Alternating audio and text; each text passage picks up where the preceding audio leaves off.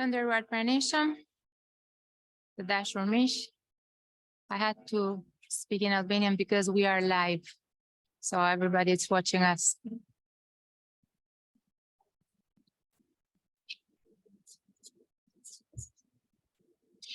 Ju uroj mirëseardhje në këtë takim të rëndësishëm, konsultativ, për sa i përket një nga projekteve më të rëndësishme për Republikën e Shqipërisë, ndërtimit të portit të ri komercial në zonën e Porto Romanos. Jemi këtu pas një pune përgatitore, voluminoze, përmes një konsulence ndërkombëtare nga Royal Haskoning, të cilët gjej rastin që t'i falenderoj të gjithë skuadrën, sidomos Erik, i cili përveç detyrës, na ka dhënë një suport jashtëzakonshëm gjatë gjithë kësaj periudhe, duke dalë edhe jashtë formatit të konsulencës, pasi na është dashur shpeshherë që të ndryshojmë apo të adresojmë dhe kërkesa të reja në projekt.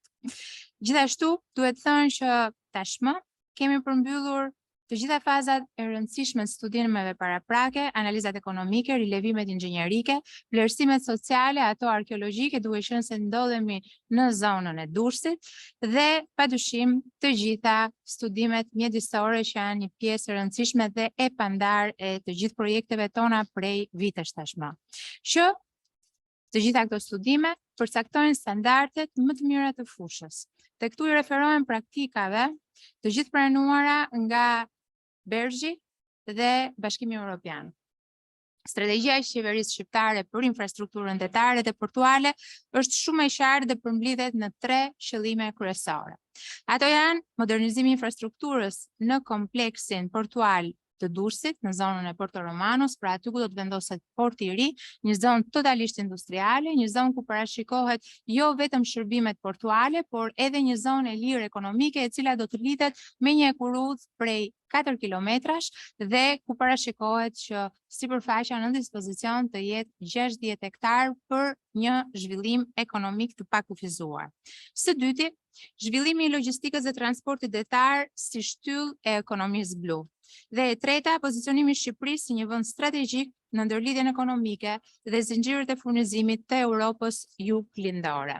Ashtu siç ne kemi bërë publike, porti i Porto Romanos nuk do t'i shërbejë vetëm Republikës Shqipërisë, por në momentet që sot po flasim me 2 marrëveshje zyrtare të lidhura midis qeverisë shqiptare dhe qeverisë së Maqedonisë Veriut dhe asaj të Kosovës, për ngritjen e 2 porteve të tata, respektivisht në Strug dhe në Prishtinë.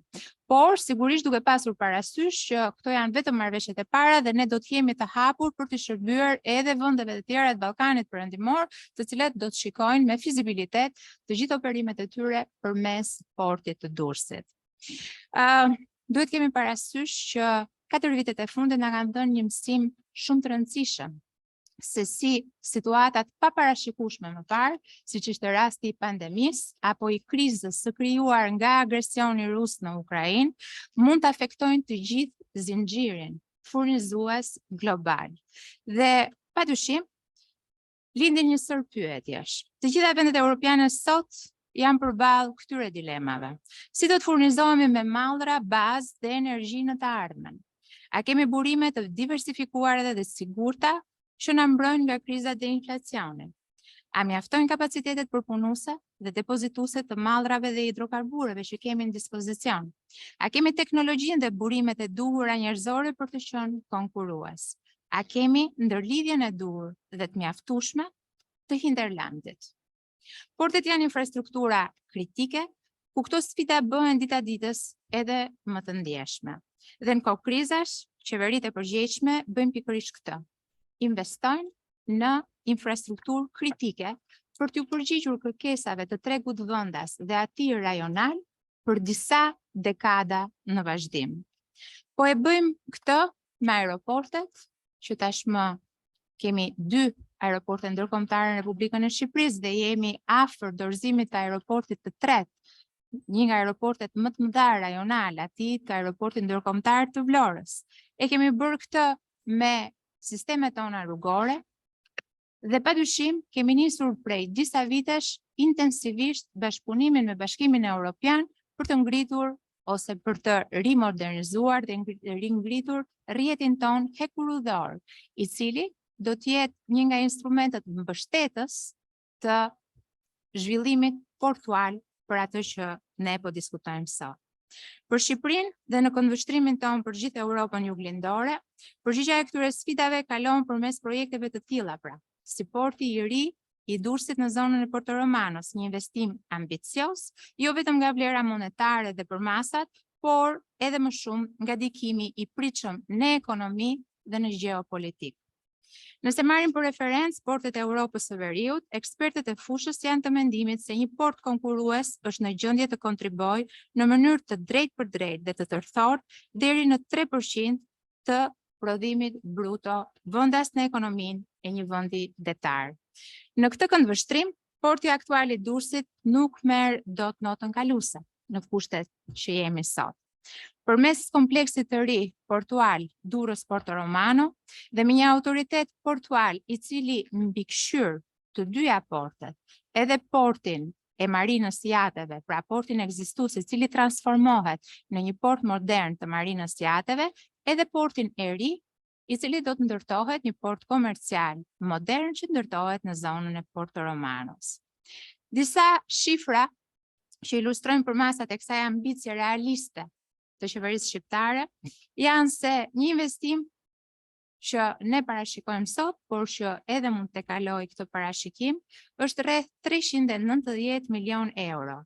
Një hapësirë që nga 80 hektar që kemi sot, do të jetë 450 hektar në dispozicion të portit të ri.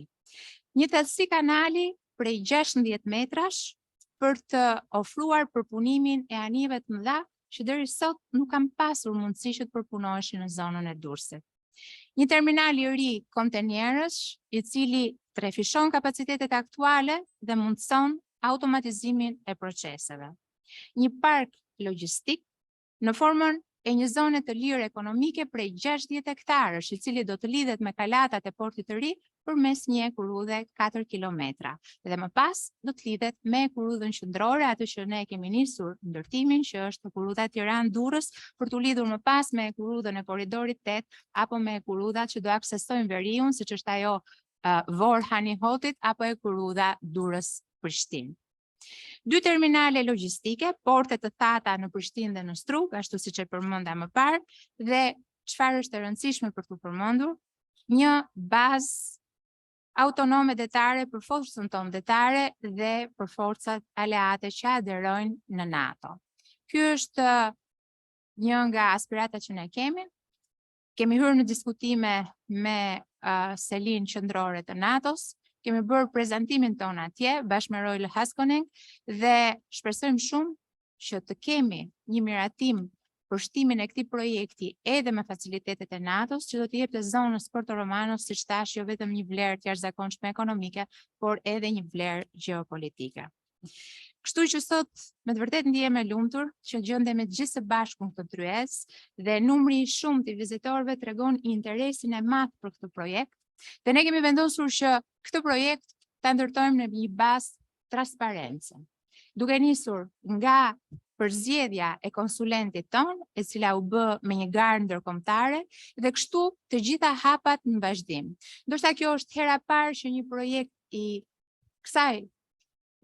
këtij përmase sot po ndahet me partnerë dhe me kompani të mëdha europiane, por dhe ndërkombëtare, dhe do të kthehet për ne padyshim në një shembull për të gjitha projektet e tjera. Unë ju falenderoj shumë, do kërkoja që të jepja fjalën kryeministrit për të adresuar edhe ai prioritetet që qeveria shqiptare ka, dhe më pas ne do të fillojmë me prezantimin teknik dhe pjesën më të rëndësishme që do jetë ajo e pyetje-përgjigje.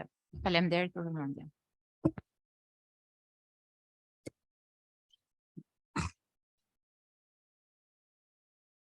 Mirë se keni ardhur të gjithë, nuk dëshiroj që t'ju marr kohën e nevojshme për të shqyrtuar këtë projekt strategjik kaq të rëndësishëm për vendin, por ne besojmë edhe për rajonin e Europës juglindore.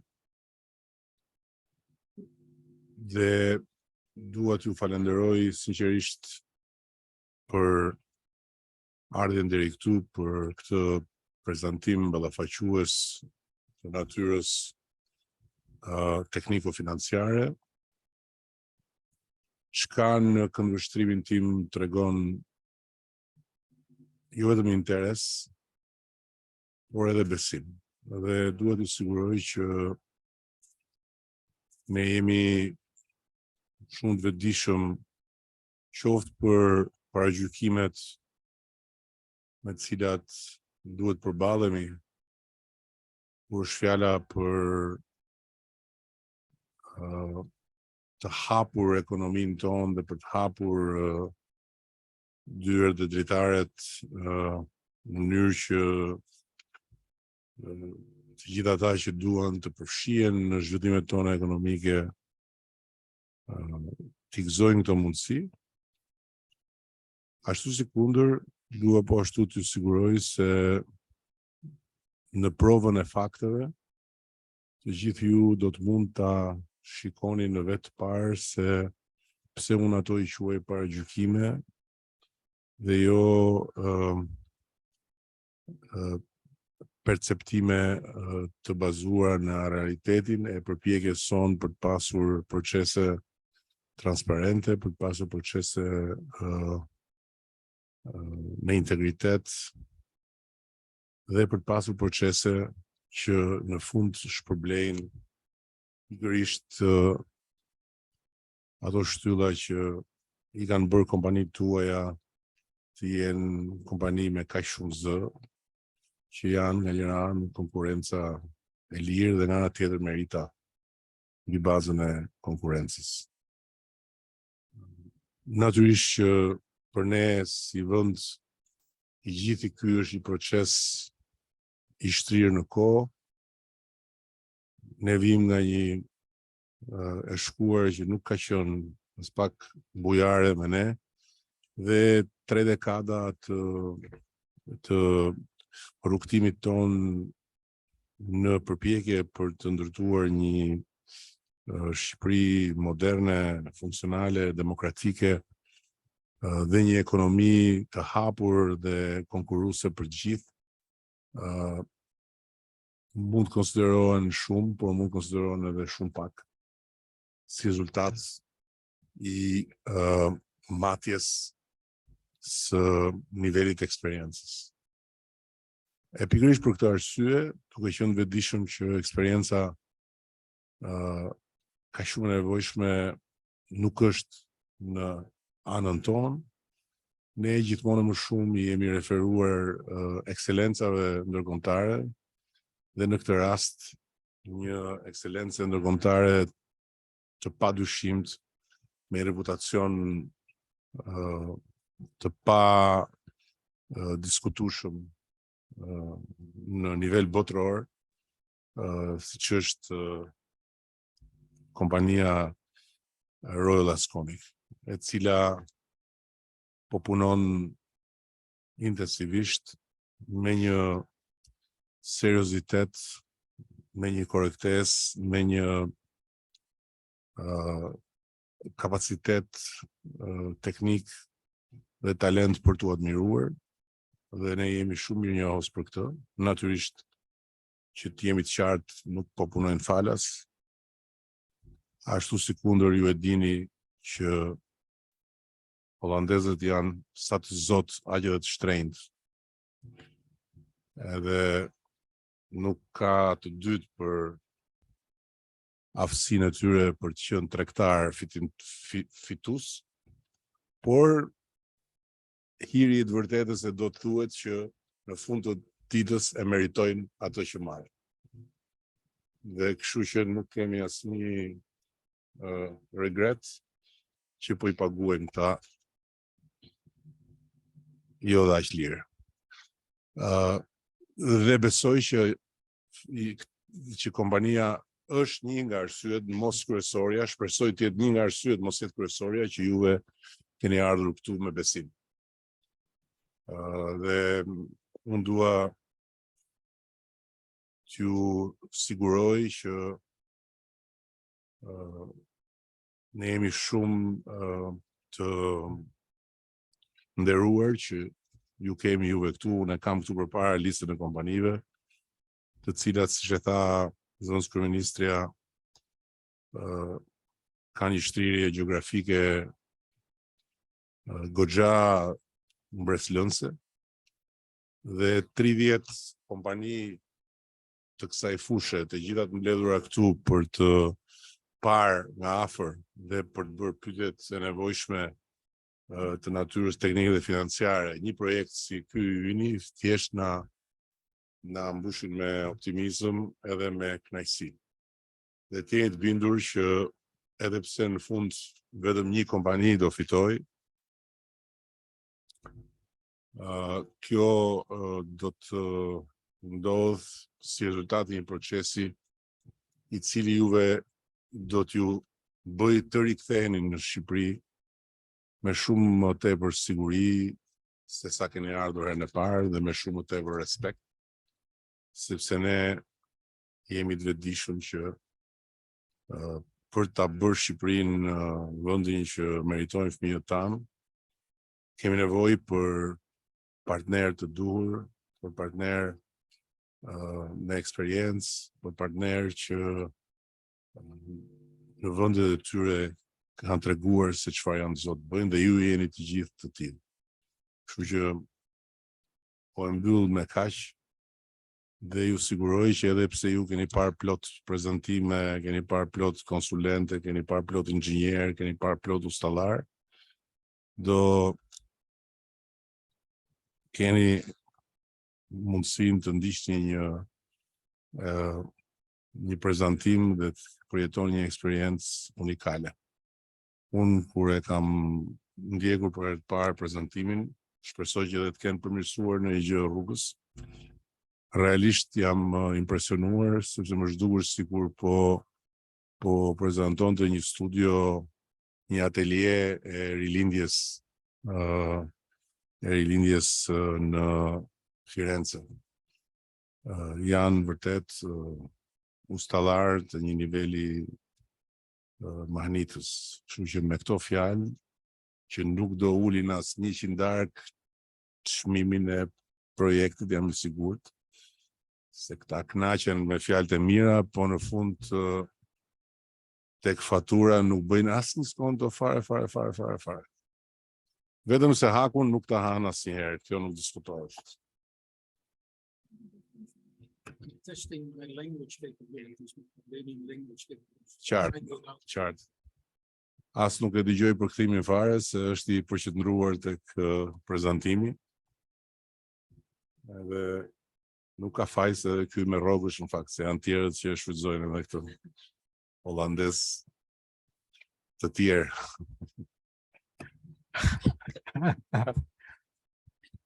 Duke falenderuar kryeministrin, po ja kaloj fjalën Erikut. Erik, it's up to you now.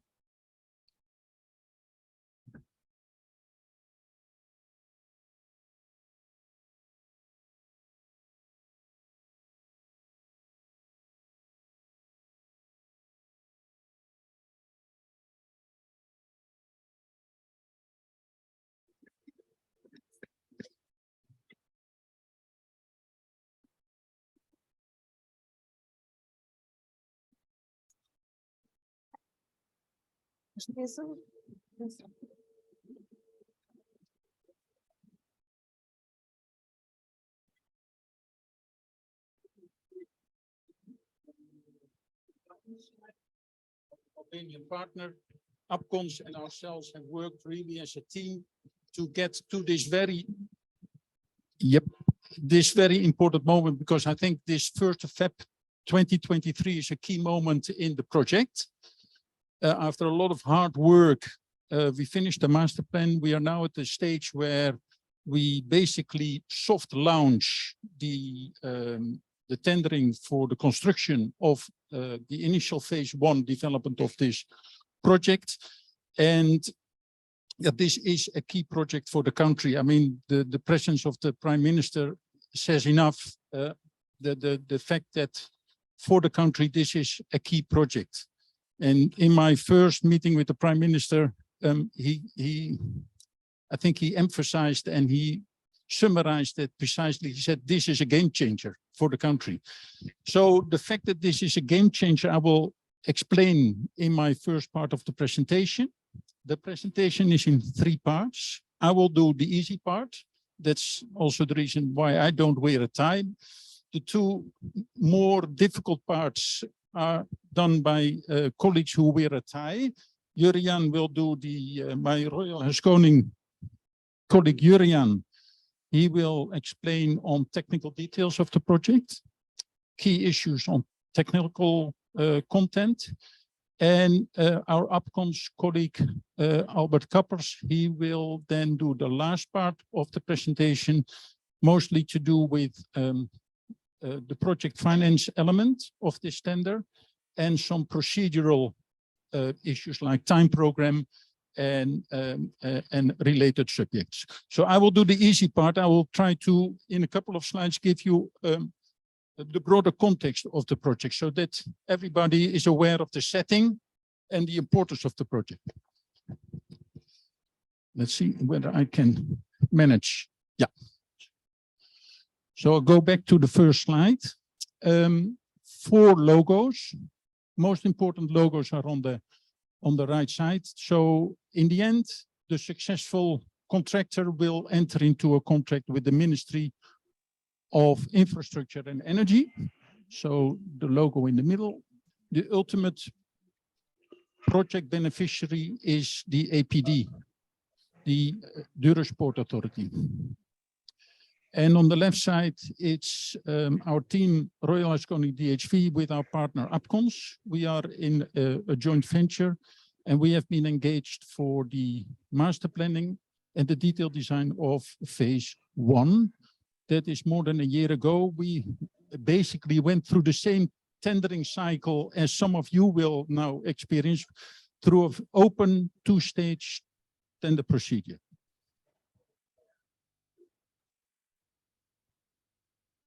So this is today's agenda. I will, as I said, general introduction. Jurian will take over. Albert will do part C. Then we give the floor to you because, as I explained in my next slide, we would like to get some interaction from you, either in this setting or immediately after the consultation, because we would like to hear from you on ideas on how to organize, not organize, but okay, we have thought about a time program for the tendering. Do you think that is achievable? That sort of questions we would like to get your ideas on, because all those ideas we will then work out into a request for EOI stage, and that's when the official procedure will start. And then last but not least, tomorrow there is the opportunity to visit the site. What is very important is that if you wish to visit the site, everything will be organized by the Port Authority. They will organize transport. They will do the site visit logistics with yourselves, bring you back safely into Tirana. All we need to know from you is who wish to be part of that site visit, so that we know that we have enough transport capacity. And we don't end up with 60 people and only 3 vans. Okay. A general introduction to the project. And this is phase 1 initial. Between brackets initial, I will explain to you in a couple of slides after this what this means. So why are we here? I already said to you, we like to introduce the project, try to get feedback from you on whether we are on the right track. And we'd like to give you familiarization to the project and to the site. Yeah? But of course, there's a caveat at the bottom of this slide. I mean, not everything is cast in stone. We're still optimizing the design at the moment, and that can also have an implication on the whole tender process. So, okay, we have a framework in place, but we are still detailing it and optimizing it. So why this project? Much longer before our engagement. That is, our engagement started, I think, in end 21. A couple of years before that, the government of Albania had already the dream to, the ambition to develop a state-of-the-art port facility, new port facility in a location called Porto Romano, making use of the existing facilities that are already there, and also making use of the site condition, because there is hinterland possibility to expand the port in terms of logistics zone development, improve hinterland linkages, connection of this port towards the regional transport network. So basically start with a clean sheet and really build a world-class facility with international standards. Now this whole idea has been now given a boost by the recent development on the existing port of Durrës, which, as most of you will know, a deal of an Abu Dhabi-based company who has agreed with the government of Albania to turn the existing port of Durrës into a world-leading marina facility. Now, the joint venture agreement on that project was signed last Monday. And what does that mean? That means that the existing cargo handling facilities, the commercial handling facilities, will have to be phased out from the existing port and will have to be outplaced to the new facility in a phased manner. So the simple fact that that joint venture agreement now was signed, it's now cast in stone, means that the whole idea of developing Porto Romano is a done deal. It has to happen. A picture here on the right side. So existing port of Durrës, you'll be visiting tomorrow this site, Porto Romano, and a site where there is already two existing concessions, one dealing with hydrocarbons and the other dealing with dry bulk operations. The whole idea of, and I will show that in the master plan layout, the whole idea is then to build an integrated facility. So there will be a development here, and then under the jurisdiction, under the landlord function of the APD, the idea is to develop an integrated port facility accommodating the existing facilities.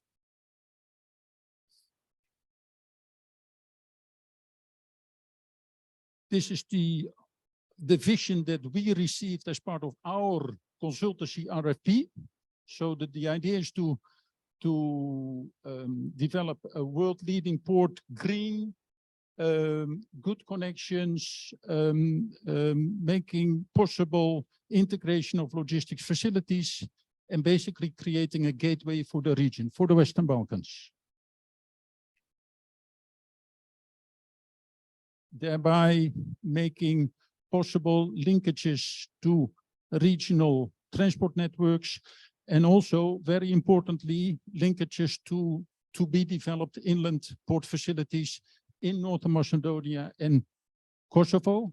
Both elements are part of our consultancy remit. So it's basically a gateway, as I said, a gateway function. This has been the result of a year of hard work. This is the long-term master plan. And where we are today, the tender will only be for a certain part of this master plan, but this is the long-term vision. Let me explain. Existing facilities here and on the south side. And this will then all be new. The centerpiece is the container terminal, with the possibility to further dredge inland and develop a logistics zone here, a RoRo facility here, and quite important element in the whole development is a proposed NATO stroke defense facility here. This NATO facility is quite important because it also means that in the end we wish to have a contractor on board for phase one that allows us to maintain communications with NATO. And people in the room will probably understand what I mean. We don't want to sterilize the ongoing discussions with NATO and potential NATO financial support for this by talking to the wrong contractor. This is phase one development. So this is the first full phase one development of the port. Again, the container terminal, naval facility, and the marine works. Now, the naval facility discussions with NATO are ongoing. So that means not yet cast in stone. That means we have now, and this is the subject of today's tender process that we talk about. This is called phase one, between brackets, initial. So this has not yet the NATO facility in. Why do we start with the phase one initial? We don't want to wait until the whole discussions on the naval base have materialized. We want to kickstart because it's very important that we make possible the transfer of the container facility from existing Port of Durrës, and the Port Authority would like to get first cash in through this first phase container terminal. The whole idea is in course of time to concession out the operation of this container facility. But this is the bare minimum of phase one: dredging, reclamation, a breakwater, revetments over here, and a container facility with some onshore facilities. So it's actually a very, very hard, I would say a hardcore marine works project with a heavy quay-wall. The quay-wall is a very important element in the project, the quay-wall for the container terminal, and some onshore facilities. But the focus, the CAPEX focus is very much on quay-wall, dredging, reclamation, breakwaters. Good. Now starts the difficult part, and that is Jurian's baby. He's the project manager. He has full control over technical issues. We continue. Yeah, Jurian, will you take over?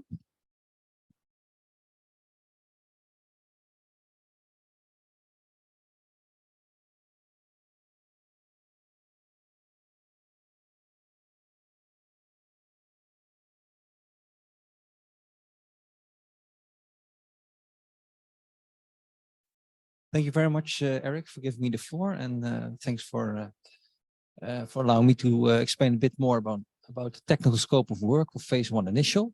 I will quickly touch upon the current status. What have we done so far? What are we still going to do? After that, I will discuss a number of key issues we have come across when developing the project. And after that, we will discuss a number of, say, the major components of phase one initial, more or less the elements Eric already quickly touched upon. Current status. At the moment, we are finishing off the detailed design. Yeah, so it's in the final stages, but again, we can still make some modifications depending on feedback we receive. The tender documents are being drafted. And say my colleague Albert will explain that as part of Part C. The development permit for the project has been approved. The archaeological survey report has also been approved. And the ASIA has been finalized, is under review by the Ministry of Tourism and Environment and the National Environment Agency. And the construction permit will be applied for when we have finished the detailed design. And once obtained, it will be handed over to the successful bidder. Now, what are the key technical issues we've come across? They are mainly of a geotechnical seismicity nature.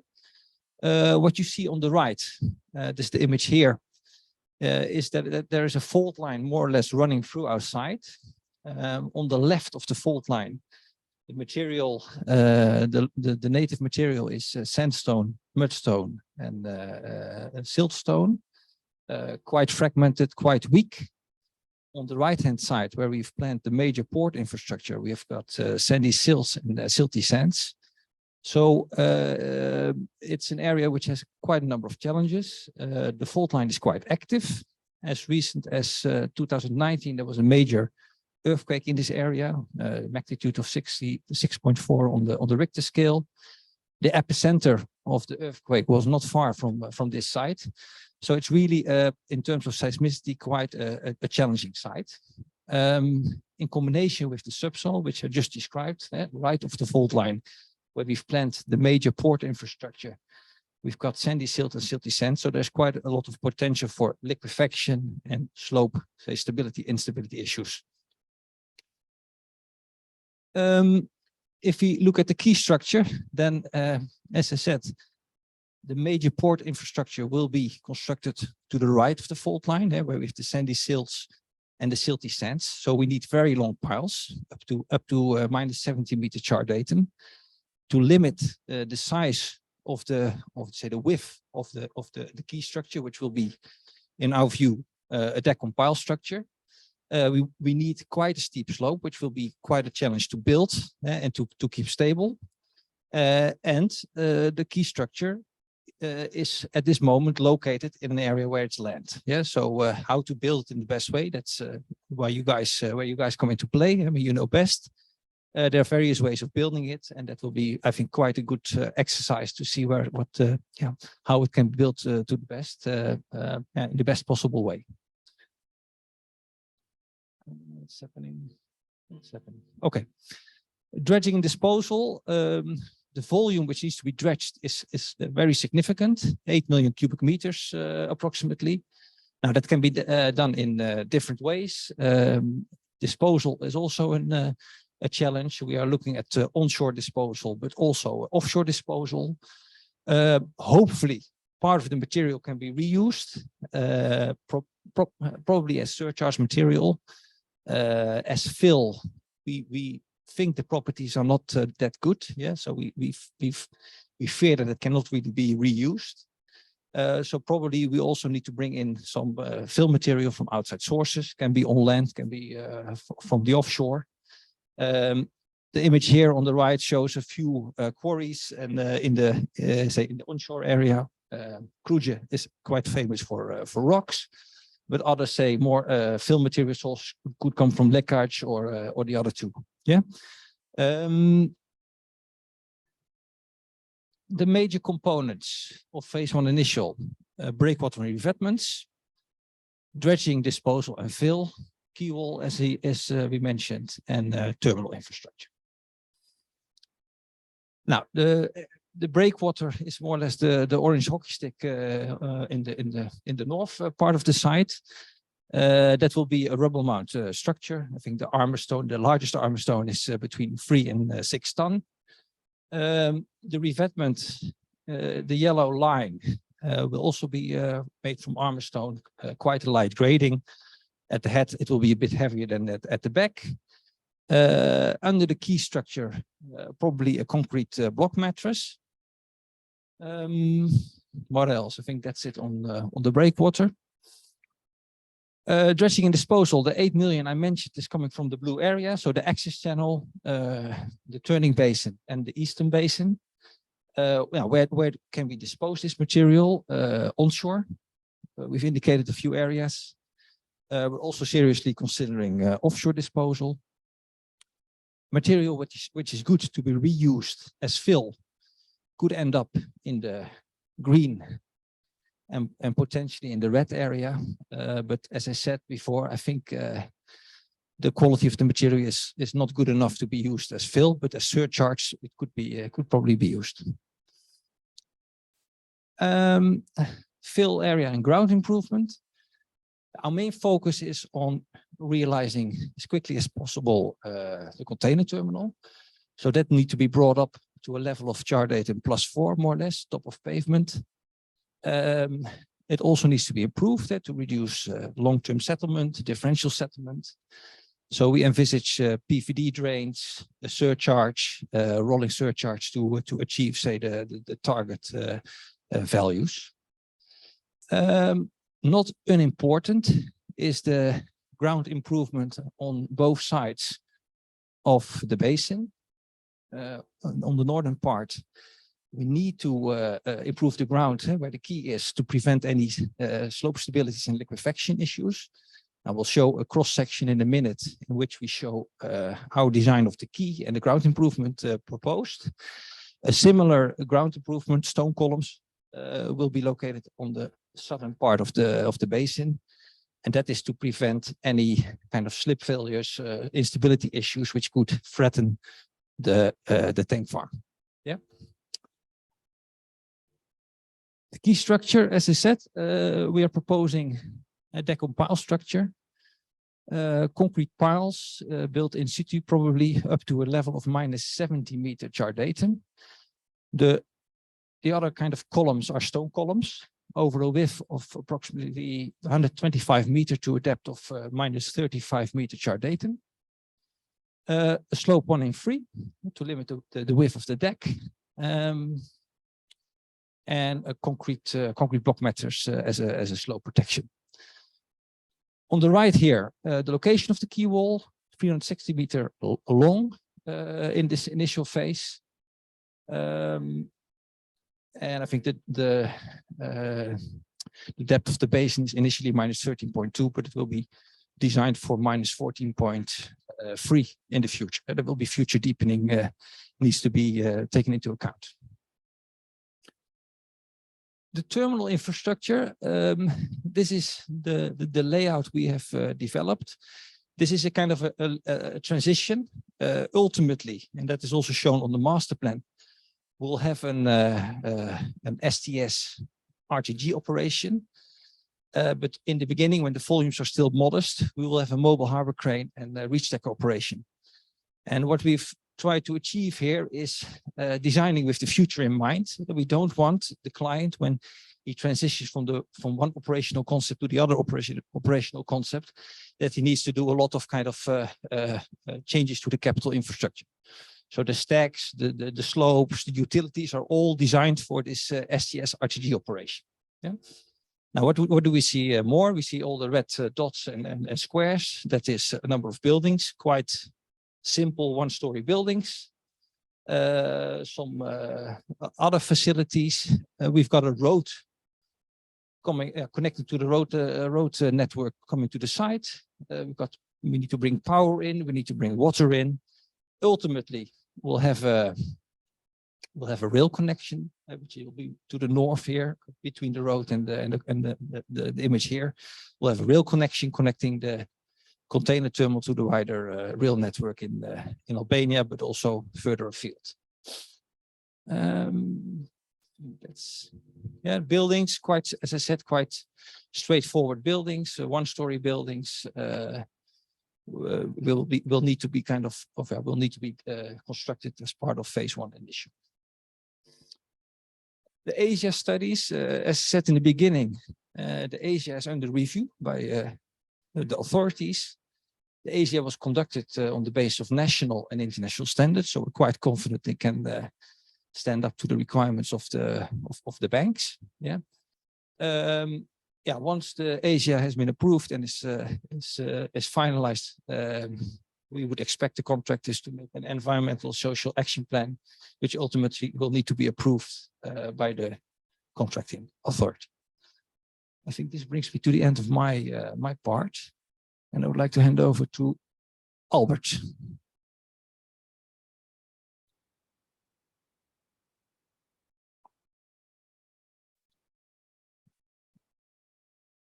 Thank you, Jurjan, for your excellent presentation on the technical scope of work of the project. And now it's my task to speak with you about the non-technical issues of the project. So I will start with the financing part. Yes, it's a project financing. So the technical scope of work is a construction activity, and we don't ask to bring in only construction experience, but also to have the financing of the project. The project will be financed. There will be financial resources by the government of Albania and by the Port Authority, and the estimate of the value, construction value of the project is 319 million. And this includes contingency, normal contingency. It does not include value added tax and the financial costs.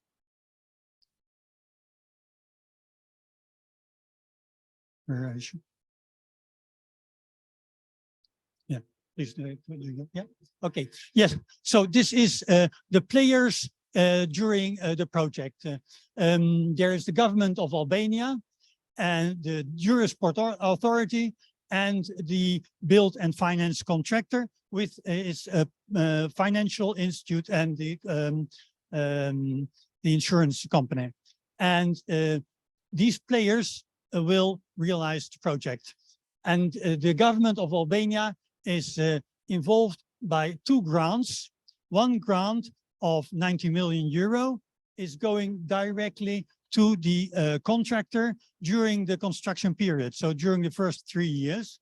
And then the second grant, also of 90 million euro, will go to the Port Authority to enable them to do the repayment schedule to the part financed by the private contractor.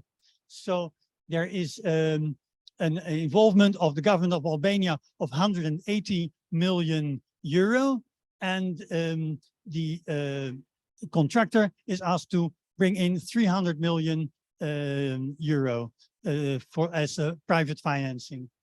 And there will be a sovereign guarantee of the government of Albania that goes to the contractor. So these are the parties involved. Then the repayment of the private contribution to the financial contribution, which is 300 million. The total is 390. There's a first grant of the government of Albania of 90 million. So there remain 300 million to be financed by the private partner.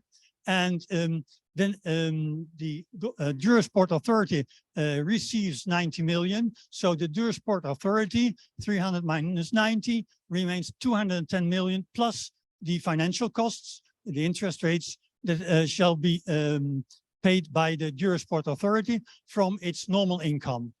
And looking at what are the numbers in place, there comes out that the Port Authority can repay this amount in a 15 years period.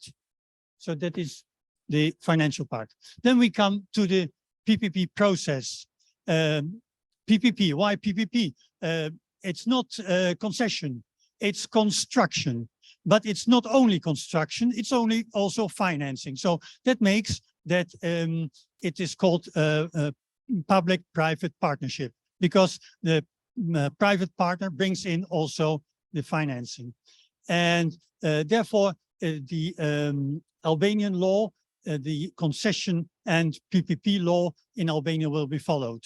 But as the Prime Minister said, it is important to have the transparency, and so there will be followed the international standards on tendering. So an open public tender. I myself worked with many international financial institutes like European Bank for Reconstruction and Development, World Bank, Asian Development Bank, and African Development Bank. So all this experience goes into this tender process to make it a fair and open and transparent process. And I said it will be the law of Albania. It's an Albanian tender, and it will fit to the law on PPP law, and that makes it's called the availability based, so that the contractor will guarantee the availability of the works during the whole contract period. So there is a part of maintenance, but it's in small letters. It should be said very slowly on low voice, because it will not be the most important part. It will be a very little part, and it will be defined better later, but it we will ensure it will not add any risk to the contract, because the important parts are the construction and the financing. And to be in line with the PPP law in Albania, there must be also some kind of maintenance, but that will be a very minor part. So there will be 15 years, 3 years construction, about 2 years defects notification period, and a 10 years maintenance. So then the selection of the winning bidder, this is our roadmap. We are now at the 1st of February, and on the left, with this pre-tender meeting to have your feedback on how we think to do things, and also your feedback is requested on this planning, because to see if that's compatible with your tasks that you will have in this process. So we will issue the pre-qualification documents. It's 2-bid phase, so first pre-qualification, and then there will be the bidding phase on half of March. And then the 2 months period to prepare the application, so to make eventual joint ventures or to do your evaluation on this project. And then the applications will arrive at the half of May, and then there's a 1 month evaluation of the applications to make the shortlist. Then when the shortlist is there will be the invitation to bid, and another 2 months to prepare the bid to the half of August. Then 1.5 months to evaluate the bids that have been received, and then a contract finalization period. This contract finalization period, the contracting authority would like to do it in 1 week. So these 3 months is really the maximum. The objective is that the contract is signed at the end of this year, and that construction can start at the end of this year. So this is the planning we have in mind. But yeah, there will be possibility later in the question and answer session, or later by email. You can give your feedback on what we present today. Pre-qualification. That is the first phase. Why do we do pre-qualification? Pre-qualification is there to have at the end a short list of top companies. We want to have a short list of top companies. That means this list must not be too short. Disaster would be if it is an empty list. So that must not happen. And it is also must be not a long list. So that there are 20 companies, contractors, bidders selected. So we must find the right balance between too less and too much. And we prepared pass or fail criteria to obtain this shortlist.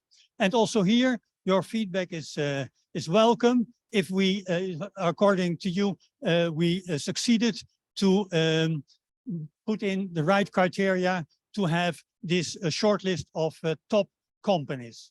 So the first is on financial and economic soundness. That is important. Then another one is the minimum turnover, annual turnover, which is we have put at the double of the construction costs of this project, and a sufficient financial resources, which must be 100 million euro. So, but this is not sufficient, because then also a large construction company of skyscrapers could participate. That's not the object of this project. So there can then come in the general experience, which is in similar contracts. So you need then to have done similar contracts of at least 2 of this of the same value of the current construction works. Then we come to the specific experience. Very important that there is enough experience in dredging, which is a major component of the technical scope of work. So we ask for projects that are larger than 100 million euro and a turnover in dredging of at least 500 million euro. And if it's a joint venture, at least one partner should meet this criteria. Then apart from dredging, there is also revetment and breakwater. Also there we ask experience, and in cables. Cables is the other main part, technical part of, so we need these experiences. And of course, there is needed an experience in project financing. So because also that is an important part of this project. Then we come to the eligibility. That's the so-called good guys requirement. You don't have to be on a blacklist, neither by the Albanian government nor by international financial institutes, by the UN, or by the OFAC. That's the Office for Foreign Assets Control of the United States of America. So these is a requirement. As was said before, there must not be a company that could jeopardize future development in the sense of the extension by the port with NATO facilities. So this is another one. And then we think that the companies that come out from there, they will also meet the health, safety, and environment requirement, the requirement on historical non-performance, on equipment and personnel. Okay, then we come to the bidding phase. And in the bidding phase, there is the evaluation criteria. You're asked to bid for the construction of the port and for the financing of the project. And so then we evaluated the methodology that will be proposed, the time for completion, the costs of construction, the cost of financing, and also for the financing, it's based on the interest rate, of course, that is applied, and on the request for sovereign guarantee amount. If you can offer with a lower sovereign guarantee amount or not. That will give points. It's the most advantageous, economic advantageous tender. So for each of these, there will be points that will be specified in the bidding documents that are not ready yet. They're needed in some months from now. But we already thought about how to structure this and what the evaluation criteria. And then we have a very good detailed design that will be part of the bidding documents. And then you're asked if you can see any possibility to improve this design and to find ways to cut costs or to accelerate the realization by modifications to this detailed design as to what is proposed in the bidding documents. And this kind of proposals will also get pointed in the point system for to be selected as the best bidder. Okay, then we come to the condition of contract. It will be a contract of 15 years. The contracting authority will be the Ministry of Infrastructure and Energy. And there will be a set of documents from the contract. So there will be a frame contract, and then there will be construction contract, and that will be a FIDIC Red Book-like. Then there will be a part of the contract will be the agreement between the contractor and the Jurissport Authority about the repayment schedule. So that is how the contract will be structured. And then there will be the performance guarantee. That will be a 5% of contract value that goes down after construction during the defects notification period. It goes to 2.5%, and then after the defects notification period, for the rest of the contract duration, it will be 1.25%. Then the contract will start if some conditions have been satisfied. And that is, of course, the approval by the Council of Ministers and the publication in the official Gazette of Albania. Arbitration will be done with the rules of the International Chamber of Commerce. Then the platform for e-procurement of the Albanian government will be used. So it will be a very transparent and easy to use and efficient way of handling the procurement process. And so you can register for free. Here is the homepage for foreign bidders. And there's another page where you can fill in all the data of your company. And then you will see the pre-qualification documents come up, the launch of the tender. Thank you. Thank you, Albert. So concluding, because we are now in the Q&A session, one thing that I would like to emphasize, already mentioned by Albert, I mean, what we seek, I mean, it's not per se that we would like to minimize the shortlist. I mean, we want to end up with a shortlist of serious and competent bidders, which by definition is limited, by definition. Therefore, we set the qualification criteria pretty rigid. Now, what we would like to get your feedback on, either in this room or in the platform through the email system. We have got an email system here which allows some consultations. What we would like to get your view, and this is the moment to react to that. We have come up with a proposed schedule, time schedule for the tender procedure. What we want from the bidder is project finance, and we recognize that that'll take time to organize, but we also expressly invite you to come up with improvements to the existing design, the so-called value engineering proposition, which brings further value to the project without, that means, of course, without, I mean, in the end, the client seeks a lower construction value. The lesser it costs, the better for the government. Of course, without constraining the employer's requirements, which are quite high for this project, because we want to develop a world-class facility.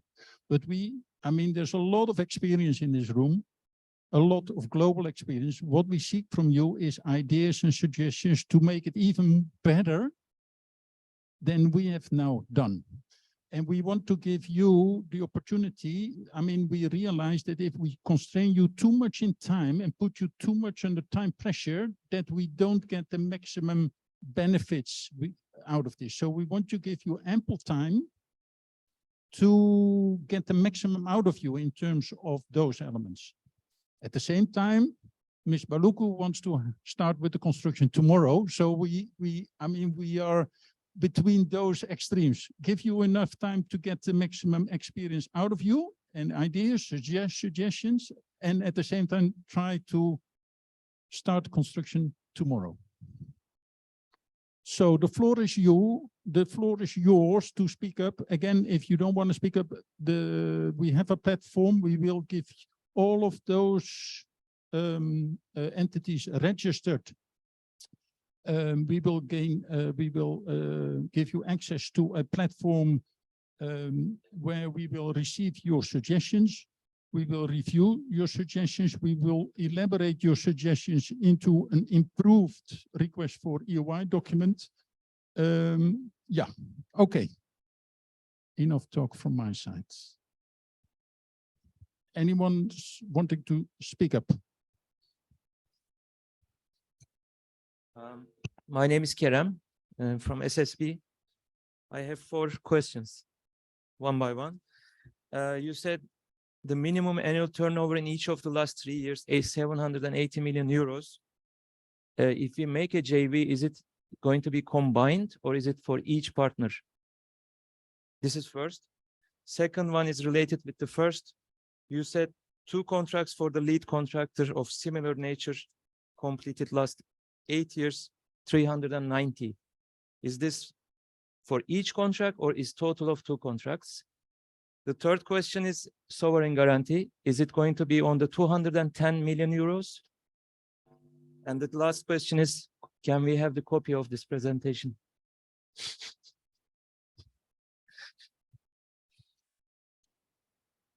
Thank you. Thank you, thank you. The last one is the easiest. The answer is yes. So,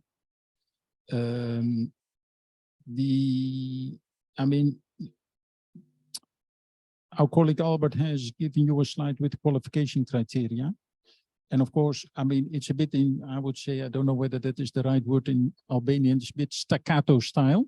It's probably Italian, eh? Staccato. Staccato means, okay, in the pre-qualification request, we will precisely word, because we know how smart you are. And I've been a consultant for 33 years, so I know that sometimes as a bidder, you have to be sneaky getting through the criteria, so to make sure that you meet the criteria. We will try to specify very clearly so that we don't let you manage to. So a lot of the detail will be in that wording. But to answer your first and probably your second question, it's the combined team. Although in one of the criteria, it is said that we want to have one performance by a single member. So what we don't want is a consortium with consisting of 45 Mickey Mouse companies making the cut, because that won't work. There needs to be a solid, I personally believe, marine works contractor leading the bid. But the answer to your question is the combined experience of the JV members. Then there was a very difficult question on the sovereign guarantee. I hand over, as you have experienced the very difficult questions, I hand over to colleagues. Albert?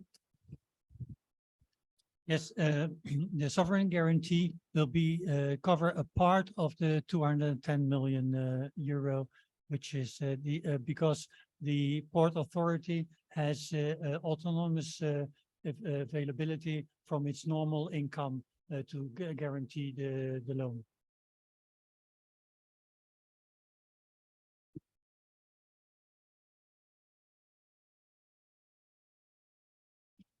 Any other brave people? Mr. Ropinas from Eiffage.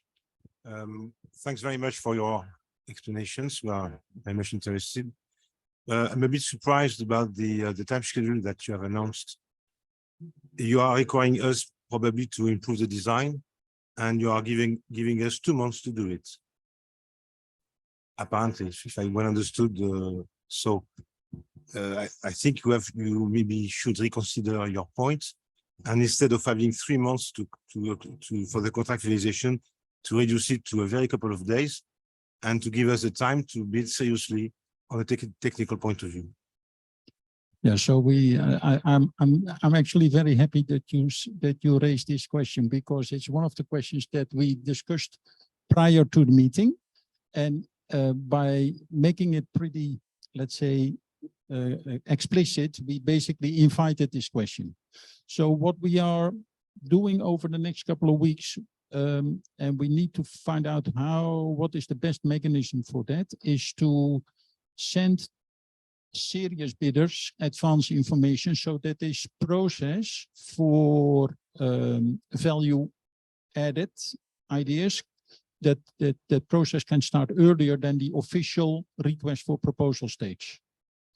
Don't ask me how we want to do that precisely, but we are thinking about how to make that work.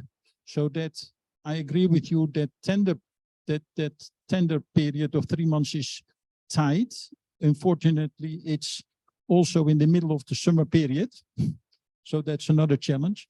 I have seen the 2 months is no, I am misleading, or I have seen 2 months for the bid period. Yeah, you're right. It's 2 months and it's in the middle of the summer period. So we need to think about how Yes, to. please do it, otherwise we will not be there, really.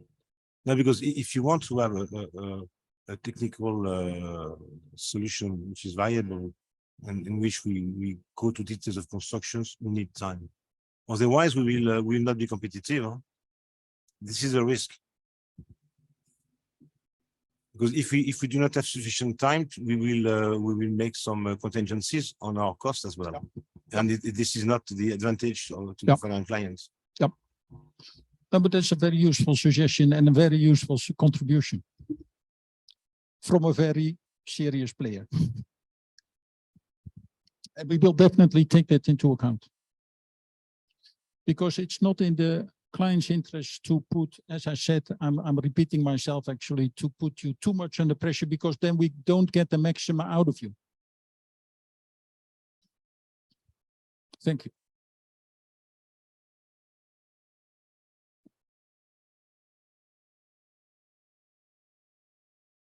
Okay. Sorry, and if you have suggestions on how to make that work, feel free. I am Valeria. I'm from ArcelorMittal Projects. I have a question of a more technical nature. I saw for the quay walls, there were a suggestion of 70 meters piles of concrete. I understood that this was a suggestion based on the soil conditions that you have seen there. Have you taken into consideration the way these piles will be installed? And is there any other alternatives you have considered? Yeah, if you reach out to the right for you, and that is for me to do for you to the left, but your right arm, then probably it's a one and two dance. You can dance with Yuri on this matter. Thank you, Eric. Yeah, we considered a number of alternatives, and before the meeting, I checked with say the chief designer, and he said one of the reasons to go for concrete has to do with the bearing capacity of the soil. So with the concrete piles, you know, we need shaft friction to get this bearing capacity. So we have more shaft friction with the concrete piles, we think. Yeah. And we also think it's maybe more in the capabilities of the contractors to build it. But I mean, we're open for suggestions. The ship has not left the port yet. But we saw this question coming. We knew you were on the list. So that was the feedback I got. But if you think that, okay, we might have overlooked something, we're willing to consider that.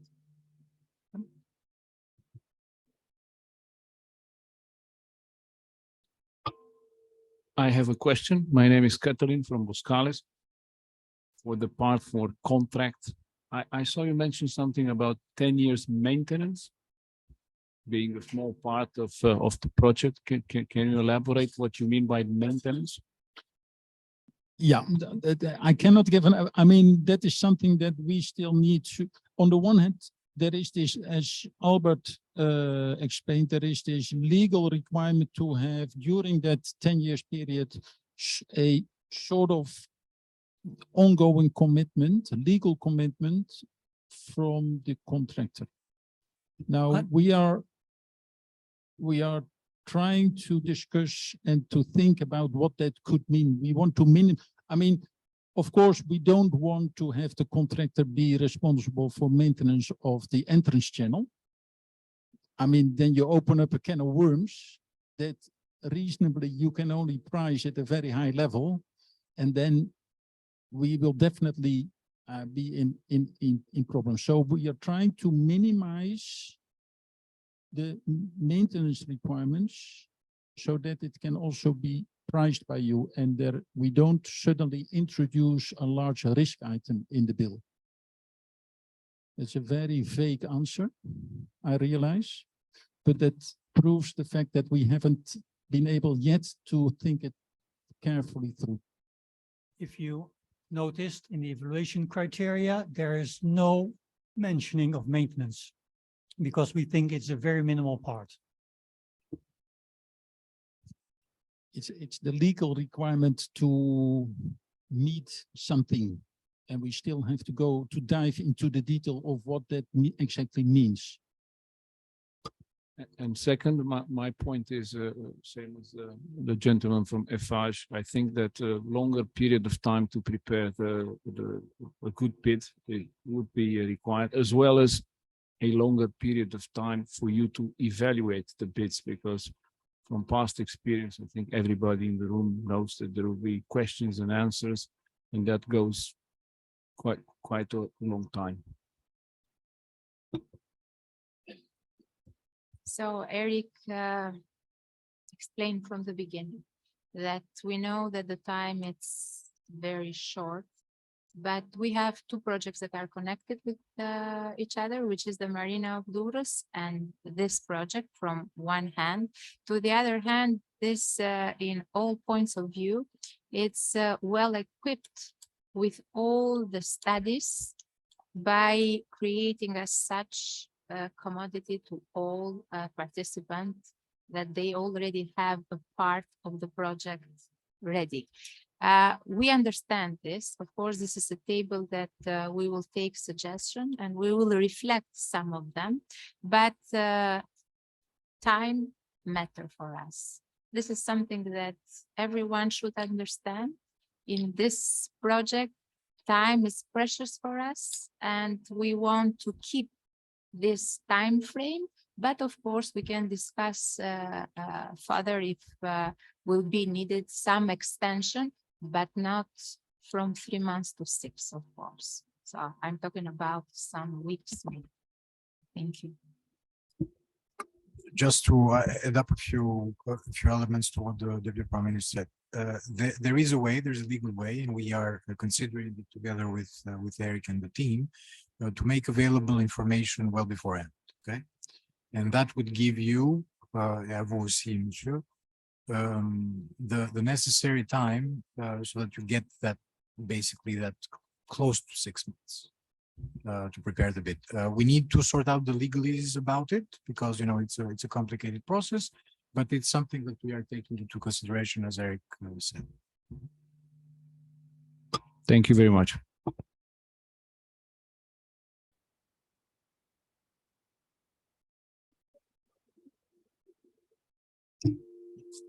May I suggest to anticipate the PQ phase? As it is mid of March, you can save 15 days and very quickly, because you have already fixed your requirements in terms of criteria, so you can easily start the PQ phase toward the contractors, so that you can save some time at start. Yeah, and also I noticed that the bidding period is during the summertime, so we cannot have holidays in Albania this year. Yeah. Okay. I'll get that, Eric, if you don't mind. You know, this is a very French reaction. Usually French ports take much less time than we do to do this type of procedures, or at least to initiate them. We have some legal obligations. No, but I mean, I know that if you contact the French port, you would advance the bidding phase a bit earlier, and that's the French law allows it. The Albanian law doesn't allow it. We have, after this pre-tender meeting, there are certain legal obligations that must be met by a committee, by approval in the ministries, the Minister of Finance, etc. That's why we have this longer period before we start. But as I said, I think there is an option to give you ample time to get all the information, all the designs early on, so that you have the proper time to adjust and optimize. So eventually I don't think there is going to be a problem.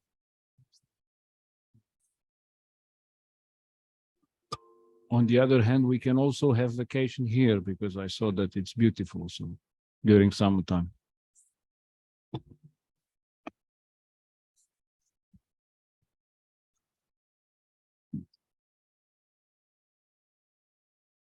Good afternoon. This is Orçun from Yılport Holding. Actually, I just wondered that is it possible to change the tender from build, finance and maintenance to the build, finance and to operate? If your answer is yes, or if it is discussable, then my question is, are you open to receive some kind of a suggestions in your design that you are going to ask from those potential contractors or the interested parties? Thank you. So the second question was not clear to me. Regarding you are contemplating a design for this process. So would you be open to some different ideas regarding this described detailed plan? Maybe we would be coming some different ideas to develop it. Yeah, the answer to this is yes. The answer to the first question is a straightforward no. Okay, thank you. So it's probably the easiest no. I mean, there will be two tenders. This tender for phase one construction and finance, followed in due time by a operating concession tender for the container terminal. But that is future.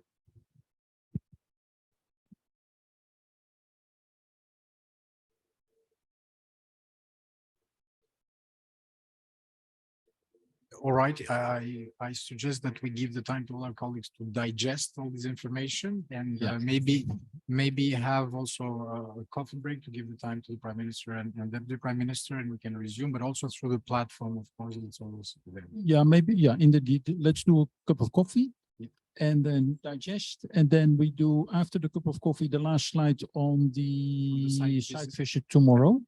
And that gives you, the coffee allows you to digest questions and maybe come up during that last slide with additional questions and comments.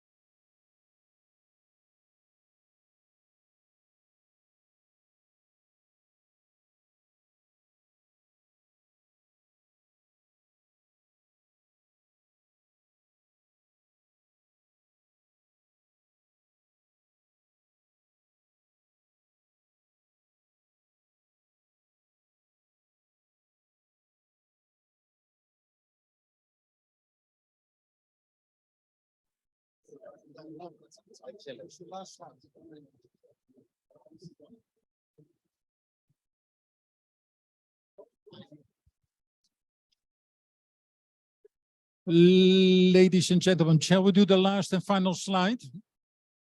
And then enjoy dinner? Everybody on its own initiative, of course, but this is not an open invite, eh? No. Good.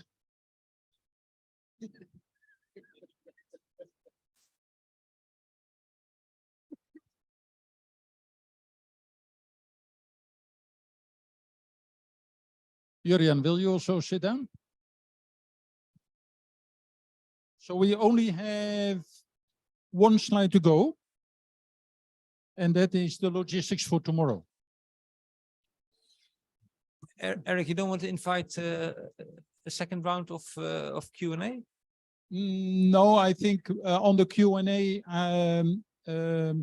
we will send to all the registered entities an email explaining in further detail on how this. I'm not an IT savvy person, so I was told it's either a box system or a SharePoint system. I don't exactly know, but we will make that clear to you and on how it works with if you raise questions and how we will deal with answering the questions, etc., etc. Now for tomorrow, I was told, what I know for sure is DPA will treat you very well, because I mean, they will not offer you lunch and dinner, but they will offer you coffee and they will offer you transport to the site and coming back. So I was told there are 3 vans standing at 9:30 in front of the Rockner Hotel. The Rockner Hotel is just around the corner. It's 70-second walk. And for those who walk fast, it's 45 seconds walk. So it's just around the corner. At 9:30, there are 3 vans. And that is the 3 vans we organized, DPA organized that, having a thought on how many people would turn up. Now, I think it's very important that we get a better feel on who's turning up. So make sure, do you want to take over? Yes, it's going to be very simple. You know, we meet in front of the Rockner Hotel at 9:30. Transportation is provided. There's plenty of room, apparently. I mean, 33 of the attendees will be participating. Some of them have expressed the wish to come with their private cars, which is perfectly fine. But please make sure to be at 9:30 at the Rockner Hotel so that we all depart together and we don't miss anyone in the road. I will be also appointing contact persons for the people that are in each van. So you will be accompanied basically by Port Authority people and our consultants on the way to the site. All right. But on the registration forms, is it clear how many? Yes. Okay. And those of you who haven't signed up on participation in tomorrow's event, please do in the registration form so that we know that we've got everybody complete tomorrow. All right. 9:30 sharp, we move, 45 minutes drive, site visit of about an hour, 70 minutes. An hour tops. 11:30, 11:30 sharp, traveling back. So we'll be here again by 12:30 latest. The idea is for you to enjoy Tirana a little bit. So I don't know if you're departing right after. This thing is now not functioning anymore, but I mean, the last slide, what I said verbally was on this last slide. Why does this not? Here it is. So this summarizes it. Piero, do you want to have a concluding? Yeah, I would love so. First of all, I really wanted to thank you all for taking the time. It's an impressive turnout, and we are happy that you feel comfortable with the way we approach this project, that you feel comfortable with the consultants that we have chosen, and that we we hope to keep and will certainly keep for the rest of the the project. I've been, we've been in contact over the past weeks, either through email, the registration process. We are here for you to make this as easy as possible. So don't hesitate to get back to us through this platform and the email, and we'll be ready to answer every kind of questions and requests. Again, thank you very much, and I'll see most of you tomorrow morning.